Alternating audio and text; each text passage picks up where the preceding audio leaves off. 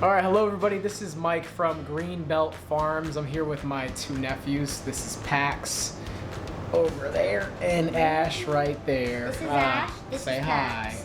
I'm Pax. This is Ash. Say hi. Hi. They like watching this stuff too. Anyway, again, Mike here from Greenbelt Farms. We are a vertical farm here growing microgreens located in Pensacola, Florida. And today we're going to be covering our automatic watering system. So I want to run you guys through the setup that we have set up here in our farm. And I want to say that we started our farm as a hobby. We wanted to start growing stuff that we could eat. I think he's leaving. Bye. So we wanted to start growing stuff here just that we could eat ourselves, throughout the week and stuff. And microgreens was a good option for us just because of how quick it grows and just the versatility of it. You can do so much with it and put it in so many different things. So it was just a really big, that was a really big reason why we decided to start growing it. And as we started growing it and sharing it with our friends and family, it just kind of started to grow from there. And so that's kind of where we are. Right now we are just growing 2 racks at the moment. Just because that's how that's working for us at the moment. We don't need to. We're not ready to scale yet, even more beyond that. And as we continue to scale, we will continue to add more racks and stuff to the system. So what I'm showing you right now is going to be just specifically for our 2 racks. And as we grow, it's going to have to change a little bit. But let's just go ahead and dive right into this.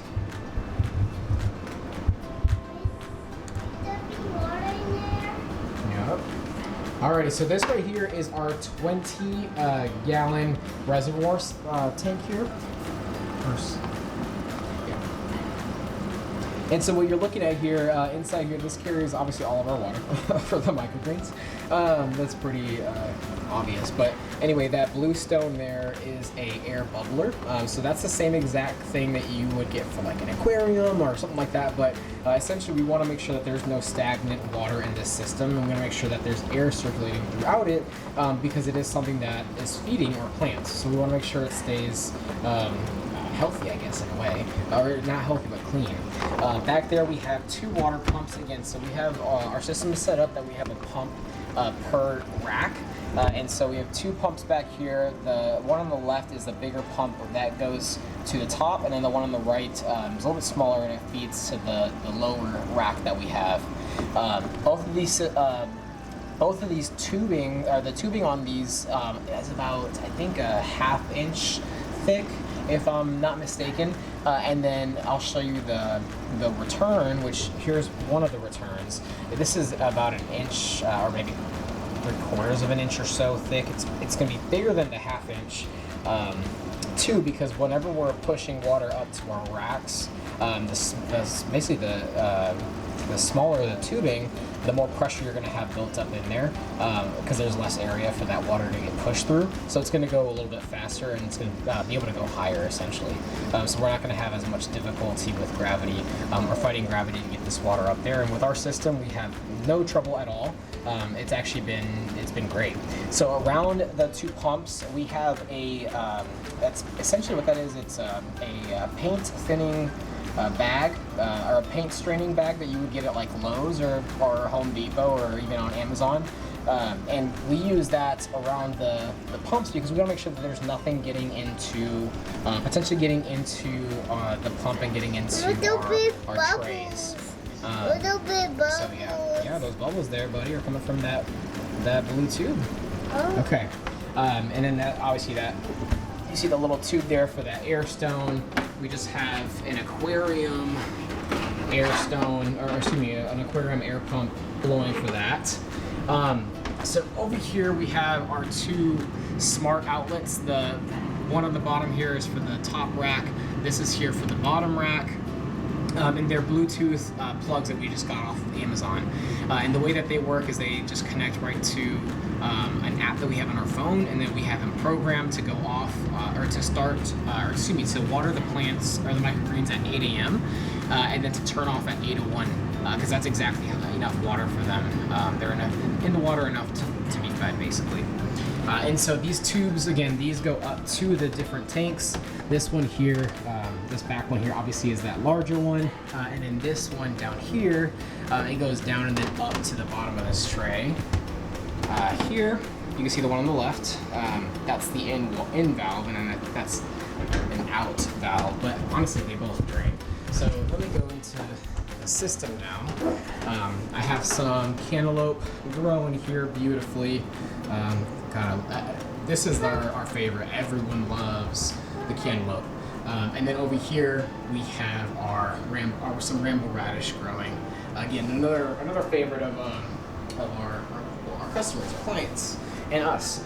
So rack one, the bottom rack, we have these two valves here that will obviously let the water go in and out of the system. The one here on the left is going to be lower. This is where the water comes in. And then the one on the right essentially is to act as like a flood valve almost. So the water will never get higher than this, the top of this line here. It's going to automatically start draining as soon as it gets to reaches up to this filtered part here. If you can actually see it through the filter, but you see the lines. That's just where the water goes in. It's just open, and it just drains right back into the system.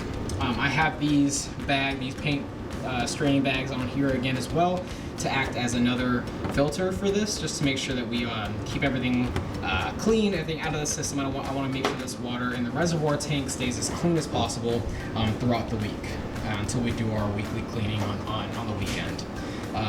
So that's pretty much the basics here for the system. It's pretty simple, and there's not a whole lot to it. The water's going to fill up until again it gets to this level here, and then it'll start draining. Again, turns on for a minute, turns off for a minute, and that's pretty much how the system goes.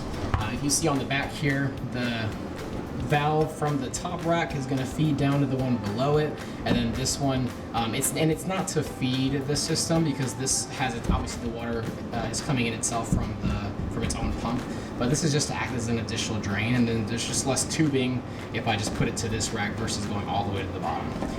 Okay, and so let's go ahead and see this in action. Okay, Google, turn on the bottom rack pump.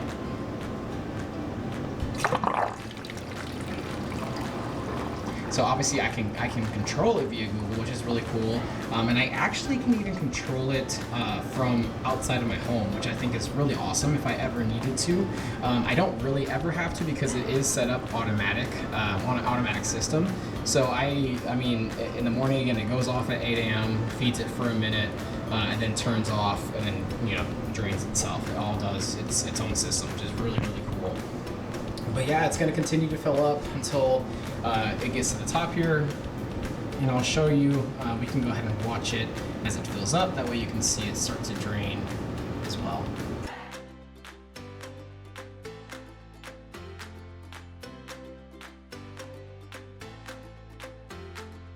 It's not focusing too well, but you can kind of tell. It's just now got to that first level, so it's starting to drain back down to the tank. So it's coming back into the reservoir system. Let's see if I can pull this up to show you.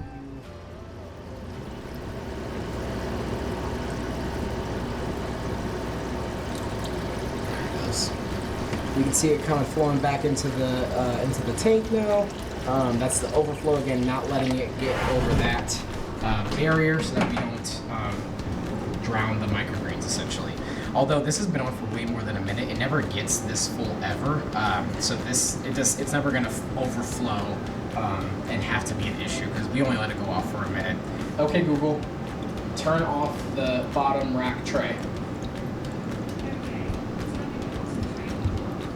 Okay, and so now I just turned it off. This is going to automatically drain back into the system, and I am going to let it do that. That way, any potential debris that has made its way into the tray is able to get caught in this net here, in our little filter media that we have set up there. That way it stays clean again, like we've talked about. But that's pretty much it. This is going to continue to drain for the next few seconds. It's pretty full, so it might take a little longer than normal, but that's okay and to be expected. So yeah, again, we do a cleaning every single week. Let me flip this back around. So yeah, that's our system.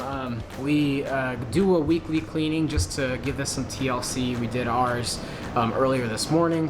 Want to make sure that our system is kept clean, obviously, for obvious reasons. We're growing stuff that we're eating and that other people are eating, so we'd like to take good care of our space and everything that is in our space and all of our stuff. So we want it to last a while. But that is pretty much the end of this video here. I hope you guys enjoyed it. If you guys liked it, go ahead and hit that like button. Share it with your friends so other people can know about this system as well. It's really, really easy. It's saved us a lot of time and a lot of headache, honestly. You know, if you guys have ever had those issues where, you know, you wake up and you go check on your microgreens and some of them have fallen over and they just, you know, they don't look great. That's due to a lot of times watering issues. And for us here in our farm, this automatic watering system has been a game changer. It really has. We've had more consistent yields on our grows, and we recently just harvested a few varieties, but specifically a spicy salad mix that we harvested, and we got 12 ounces of product, which was crazy. At least for us, that was a lot for us, and so we were pretty happy with it.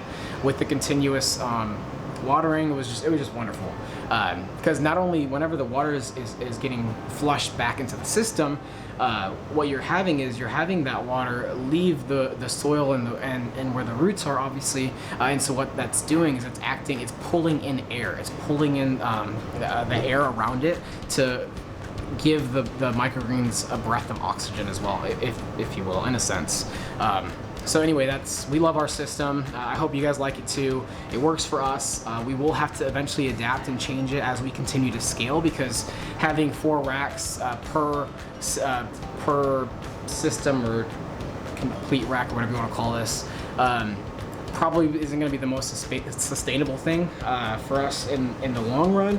But it's working for us right now. But I've seen some stuff on YouTube as well about people who've created who've 3D printed a bell siphon, and they use that bell siphon to run the water from each rack, or through each rack, and it seemed to work. So something we're going to look into more as we continue to scale. We haven't had issues with mold.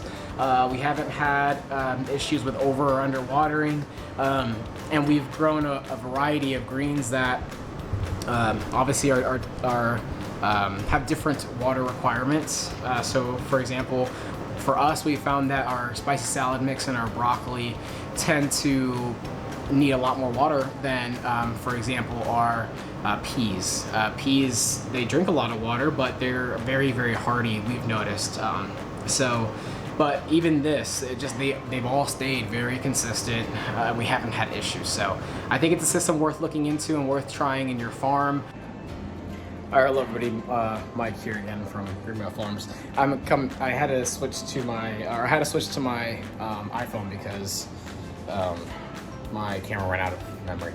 Anyway, I wanted to show you guys one last thing really quick on our grow room. So again, I was saying how it all depends on your grow room, obviously how these systems are going to work for you. But I wanted to show that we have this running in our space at all times. And this shows our temperature up top, humidity on the bottom. I don't know if that reads well. No, it doesn't. But anyway, we're 80 degrees in our grow room, which I know is pretty warm, but we're in Florida. Today was a pretty hot day, and so the space in general has been pretty warm. We actually do have AC running to this garage, so that's kind of nice.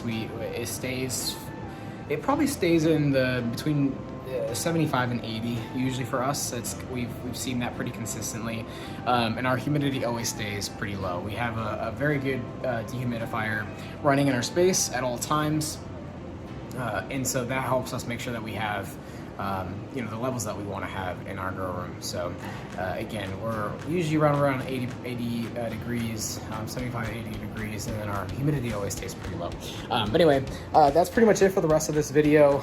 If you guys liked it, again, feel free to give it a thumbs up, like the video, subscribe to our channel if you want to keep watching stuff like this. We're probably going to start doing some videos on how we grow our stuff.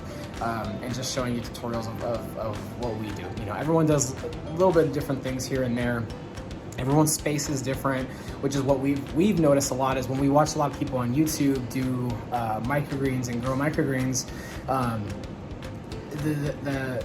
the setup really matters. Like the environment that your microgreens are growing in really do matter. And so, you know, a lot of people have little tips and tricks, but they are very specific to your environment, what you are growing, and they work for your space, your average temperatures, your average humidities, your water, all of that. So anyway, again, we grow all kinds of stuff here, and this here is our cantaloupe. We have really good success with our cantaloupe. I again, am very crowd favorite here, cantaloupe for sure. Radish here looking great as well. But yeah, that's it for this video. Again, if you liked it, feel free to do all that stuff I just already said. Alright everybody, thanks for watching. We'll catch you on the next video.